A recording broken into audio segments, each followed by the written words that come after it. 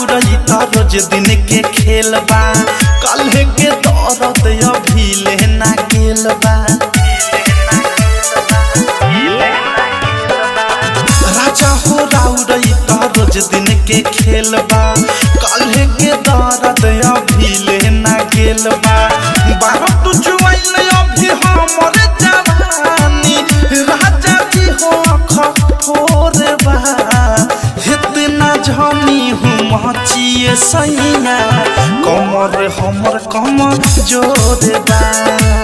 इतना झनी हूँ मचिए सैया कमर हमर कमर जोर बा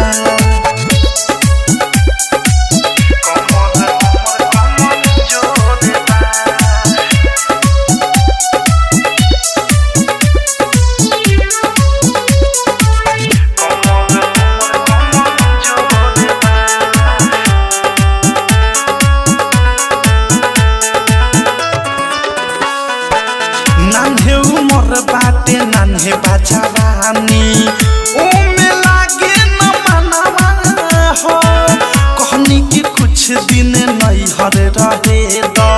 तब करैल हो गवनवा हो नान्हे उमर बाटे नान्हे बाजावानी ओ में लागे न मनवा हो कहनी कि कुछ दिन नहीं हटे रहे तब करैल हो गवनवा हो सखी सहेली हंसी कहेली रोज मोहरत तोहर कठोर बा इतना जानी हूँ मचिए सैया कमर हमर कमर जोर बा इतना जानी हूँ मचिए सैया कमर हमर कमर जोर बा